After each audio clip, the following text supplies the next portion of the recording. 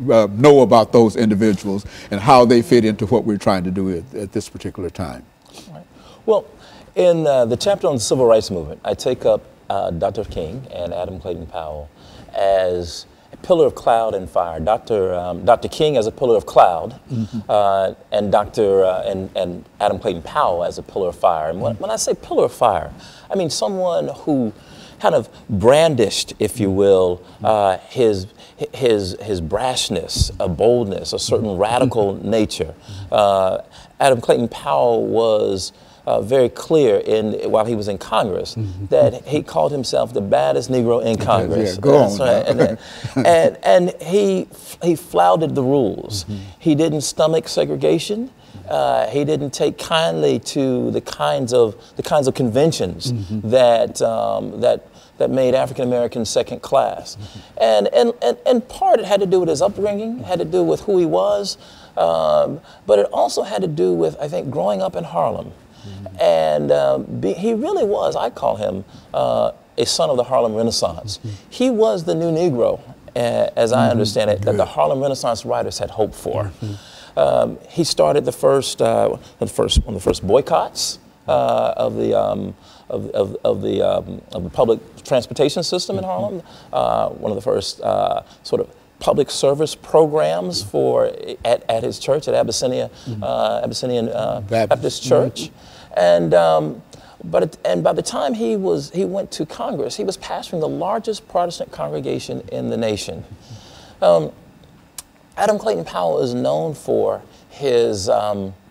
He's not only known for his pastoral work, but he's known for the Powell Amendment, which was a little known sort of codicil that he would add to every bill that sent funding for public accommodations, and it was a bill that said that public funding could not be used for segregated institutions. It angered Southern segregationists throughout the country, but it also angered African Americans because some of those schools were African American schools in the South. Although they were segregated, they were starved because they also needed the public funding. But Clayton Powell didn't care. What he was concerned about was ensuring that those who wanted segregation had to pay for it. And so he starved them all to death until he was able to get the Civil Rights Bill in 1964. That was his victory in the Civil Rights Bill of they He was there when Lyndon Baines Johnson signed it, but so was Dr. Martin Luther King Jr. And King, who was, they were both princes of the Black Baptist Church. Adam Clayton Powell had attended school in New York. His father, his father, in many ways, had groomed him to be a prince of the Baptist Church. Martin Luther King, as Dr. King's father. Both his father pastored Abyssinian, while Dr. King's father pastored Ebenezer, and they both groomed their sons for the roles that they would take. They both went to elite schools, Morehouse College in the South, and they both were products of the black middle class.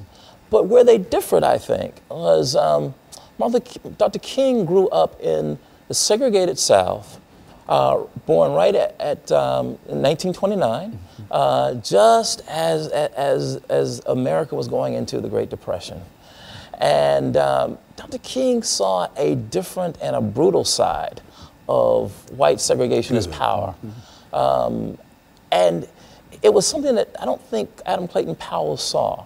That shaped Dr. King in a way that Adam Clayton Powell didn't. And led to his assassination. Yes, and led to his assassination. Absolutely.